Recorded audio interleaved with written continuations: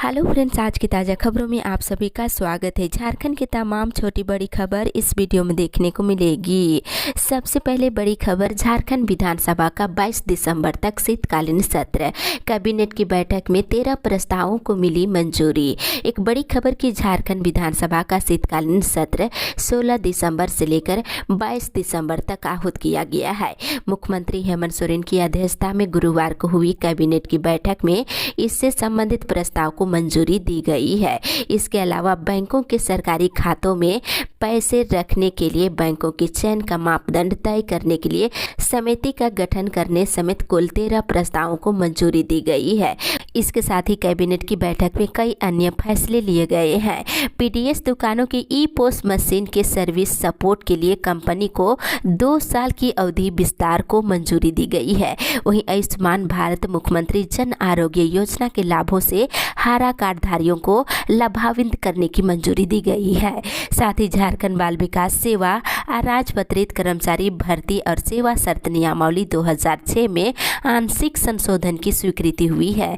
साथ ही झारखंड चिकित्सा शिक्षा नियुक्ति और प्रोन्नति के साथ ही सेवा शर्त नियमावली 2021 के गठन को भी स्वीकृति दी गई है। इसके साथ ही कई अन्य फैसले लिए गए हैं। इसी के साथ ही अगली बड़ी खबर, जेपीएससी पीटी रिजल्ट नहीं होगा रद्द, आपत्तियों के दिए जवाब। इधर झारखंड लोक सेवा आयोग ने 7वीं से लेकर 10वीं संयुक्त सिविल सेवा प्रारंभिक परीक्षा के परिणाम का कट ऑफ मार्क्स जारी कर दिया गया है। कोटिवार कट ऑफ मार्क्स जारी करने के साथ साथ जेपीएससी ने पीटी रिजल्ट को लेकर उठ रहे सवालों और आपत्तियों का भी जवाब दिया है।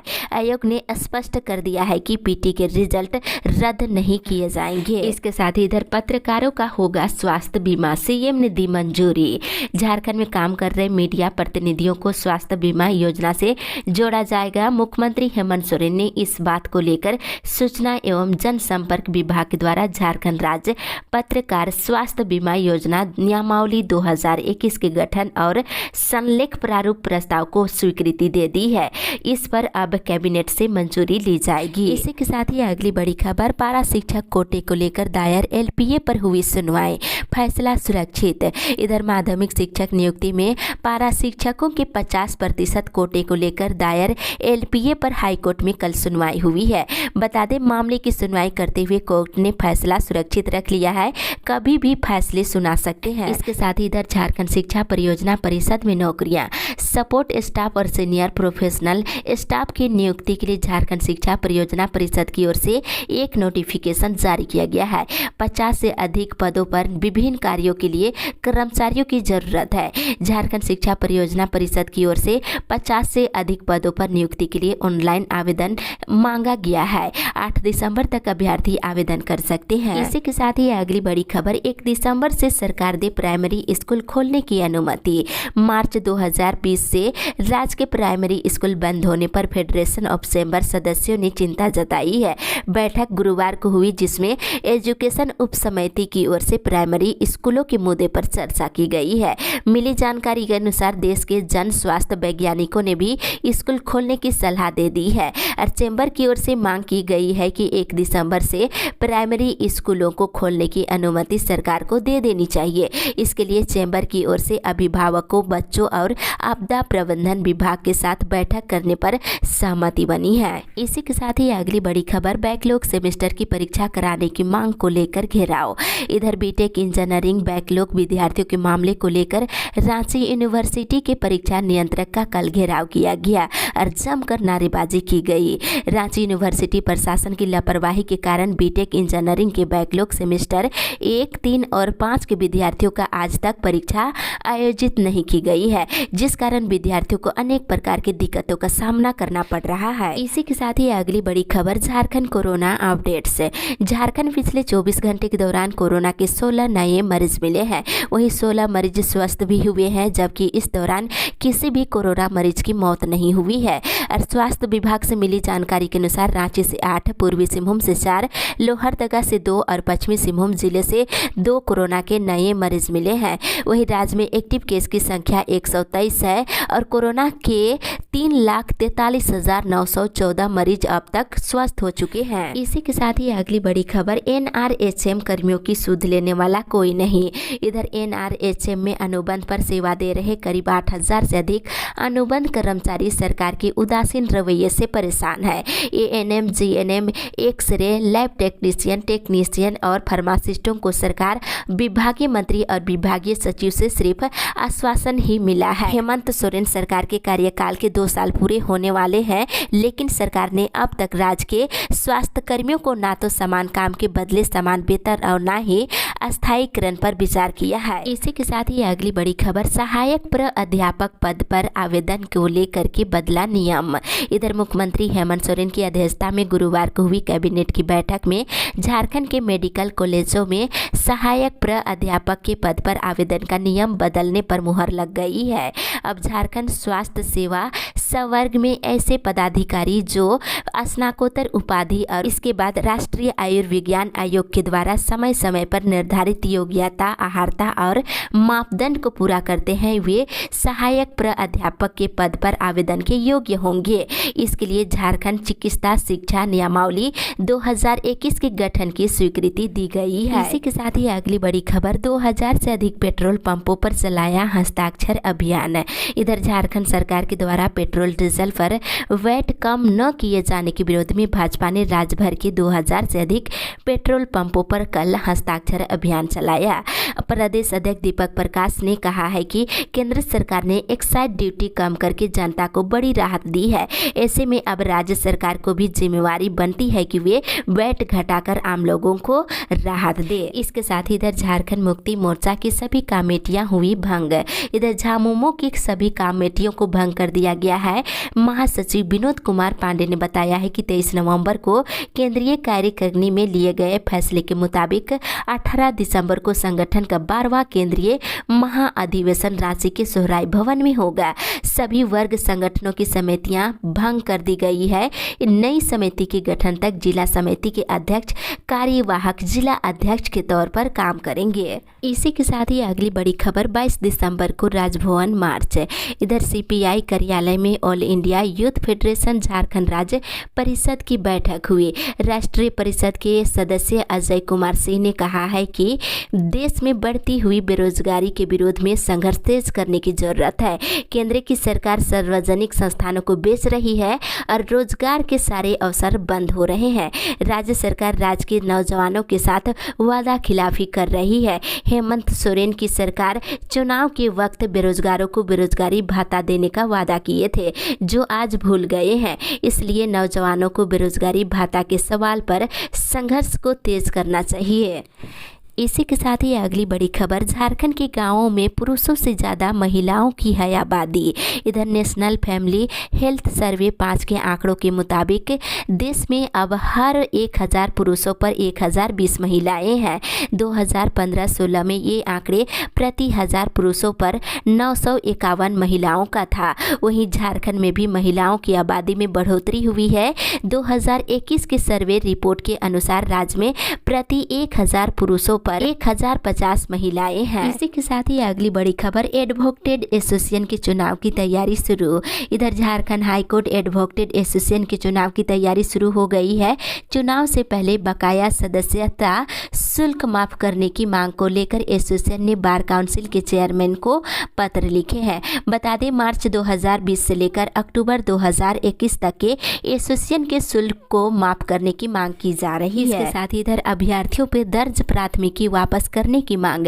विधायक लंबोदर महतो ने जेपीएससी प्रारंभिक परीक्षा के परिणाम का शांतिपूर्ण विरोध कर रहे अभ्यर्थियों के विरुद्ध दर्ज प्राथमिकी वापस लेने की मांग की है। इसी के साथ ही अगली बड़ी खबर, हरा कार्ड रखने वाले परिवारों के 15 लाख लोगों को मिलेगा आयुष्मान योजना का लाभ। इधर राज्य में अब हरा राशन कार्ड रखने वाले 3 लाख परिवारों को भी आयुष्मान भारत मुख्यमंत्री जन आरोग्य योजना का लाभ दिया जाएगा। इस तरह लगभग 15 लाख अतिरिक्त लाभुकों का इस योजना के तहत सूचीबद्ध अस्पतालों में 5 लाख रुपए तक का मुफ्त इलाज हो सकेगा। इसी के साथ ही अगली बड़ी खबर, संस्कृत शिक्षकों की नियुक्ति पर जल्द होगा निर्णय। इधर झारखंड हाईकोर्ट के जस्टिस डॉक्टर एस.एन. पाठक की अदालत में गैर अनुसूचित जिलों में शिक्षक नियुक्ति को लेकर दाखिल कई याचिकाओं पर सुनवाई हुई। सुनवाई के दौरान राज्य सरकार की ओर से कहा गया है कि इतिहास और नागरिक शास्त्र के शिक्षकों की नियुक्ति की जाएगी। इसके बाद अदालत ने इससे संबंधित सभी याचिकाओं को निष्पादित कर दिया है। इसके साथ ही इधर धान खरीदने को लेकर के खोले जाएंगे 26 क्रय केंद्र। इधर उपायुक्त छवि रंजन धान अधिप्राप्ति की बैठक के दौरान रांची जिले में कुल 26 धान क्रय केंद्र खोलने का निर्णय लिया है। चयनित क्रय केंद्रों को चालू करने से पहले धान अधिप्राप्ति के लिए आवश्यक उपकरणों की उपलब्धता और गोदाम की क्षमता इत्यादि का भौतिक सत्यापन कर लेने का निर्देश दिए हैं। वहीं रांची जिले में इस बार 5 लाख क्विंटल धान खरीदने का लक्ष्य रखा गया है। इसके साथ ही 27 दिसंबर से रांची नई दिल्ली राजधानी एक्सप्रेस में मिलेगा खाना। यात्रियों के लिए राहत भरी खबर कि रांची रेल मंडल की रांची नई दिल्ली राजधानी एक्सप्रेस में कैंटीन की सुविधा शुरू हो जाएगी।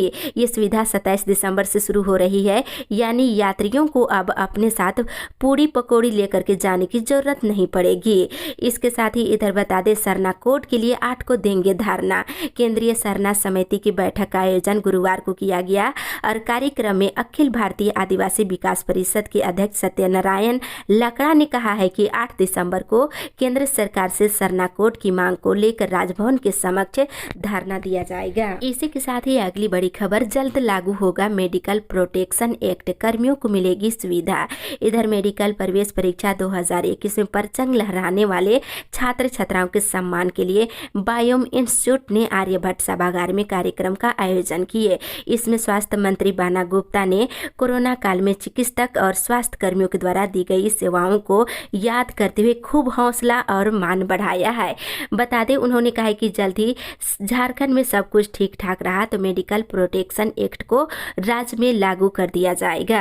साथ ही इधर 4G नेटवर्क से जुड़ेगा हर आदिवासी गांव। इधर केंद्रीय मंत्री ने कहा कि आजादी के अमृत महोत्सव के मौके पर सरकार ने निर्णय लिया है कि अब देश के सभी आदिवासी गांवों को 4G नेटवर्क से जोड़ा जाएगा, ताकि आदिवासी गांवों के बच्चे तकनीकी क्षेत्र में पीछे न रहे। और सरकार सभी प्रखंडों में एकलव्य विद्यालय भी खोल रही है, जहां पठन पाठन के साथ बच्चों को खेल का प्रशिक्षण भी दिया जाएगा। इसी के साथ ही अगली बड़ी खबर, मंत्री आलमगीर आलम ने दिया 29 दिसंबर के बाद कभी भी पंचायत चुनाव कराने का संकेत। इधर पाकुड़ जिले के सदर प्रखंड में कई सड़कों का शिलान्यास करने के बाद जिला मुख्यालय के सर्किट हाउस पहुंची राज्य के ग्रामीण विकास मंत्री आलमगीर आलम ने 29 दिसंबर के बाद कभी भी पंचायत चुनाव कराने की घोषणा का संकेत दिए हैं। उन्होंने प्रेस के साथ संक्षिप्त वार्ता में कहा है कि 29 दिसंबर को सरकार के 2 वर्ष का कार्यकाल पूरा हो जाएगा। इसके बाद कभी भी पंचायत चुनाव की घोषणा हो सकती है। साथ में उन्होंने कहा है कि पंचायत चुनाव को लेकर सरकार की पूरी तैयारी हो चुकी है। इसी के साथ ही अगली बड़ी खबर, आदिवासी मूलवासी का धरना 20 दिसंबर को। इधर आदिवासी मूलवासी संयुक्त मोर्चा की बैठक कल हुई है और निर्णय हुआ है कि 20 दिसंबर को स्थानीय और नियोजन नीति लागू करने की मांग को लेकर महाधरना दिया जाएगा। मुख्य अतिथि मोर्चा के संयोजक डॉक्टर कर्मा उरांव ने कहा है कि झारखंडियों की पहचान राज्य बनने के 21 वर्षों के बाद भी सुनिश्चित नहीं हो पाई है। ये दुर्भाग्य की बात है। इसके साथ ही इधर उत्तर भारत दर्शन यात्रा ट्रेन 12 दिसंबर से चलेगी। उत्तर भारत दर्शन यात्रा के लिए ट्रेन रांची से 12 दिसंबर से रवाना होगी। आपको बता दें, ये जानकारी रांची स्टेशन में गुरुवार को हुई प्रेस वार्ता में इंडियन रेलवे कैंटीन और टूरिज्म कॉर्पोरेशन लिमिटेड के चीफ सुपरवाइजर ज्योति कुमारी ने दी है। बताते चले, ये ट्रेन रांची से शुरू होकर के बोकारो, स्टील सिटी, धनबाद, आसनसोल, चितरंजन, जामताड़ा, मधुपुर, जसीडीह, झाझा, मोकामा, बख्तियारपुर, पटना, आरा, बक्सर, पंडित दीनदयाल उपाध्याय होते हुए वैष्णो देवी जाएगी।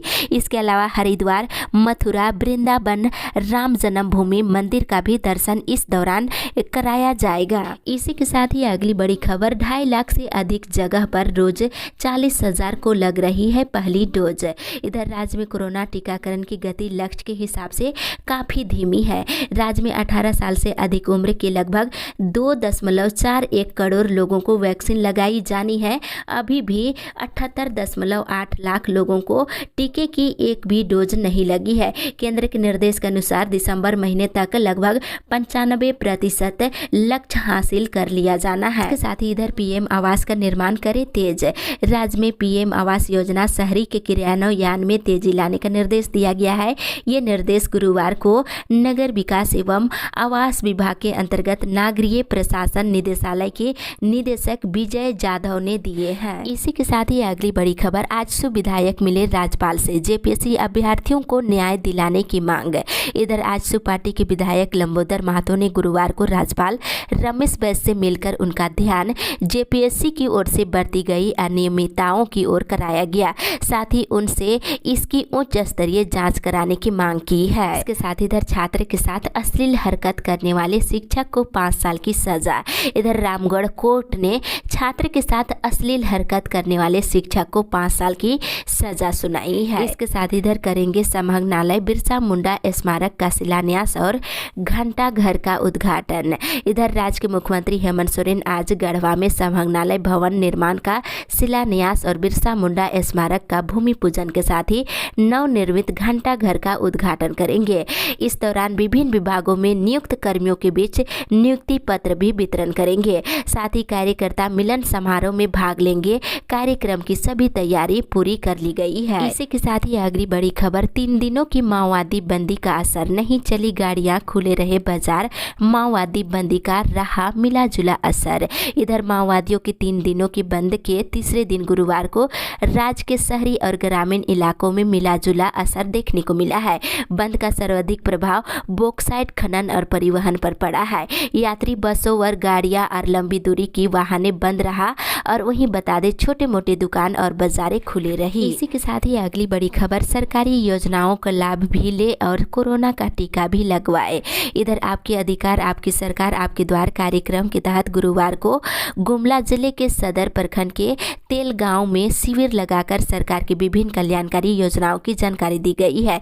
साथ ही संबंधित पंचायत वासियों से उनकी समस्याओं और मांगों से संबंधित आवेदन भी प्राप्त किए गए हैं। अपर समाहर्ता सुधीर कुमार गुप्ता ने आम जनता से बात कर कहा है कि सरकार की कल्याणकारी योजनाओं का लाभ लेने के साथ ही कोरोना का टीका जरूर लगवाए। इसी के साथ ही अगली बड़ी खबर, ग्रामीण क्षेत्रों की बालिकाओं ने मुख्यमंत्री सुकन्या योजना का लाभ प्राप्त कर सरकार के प्रति जताया आभार।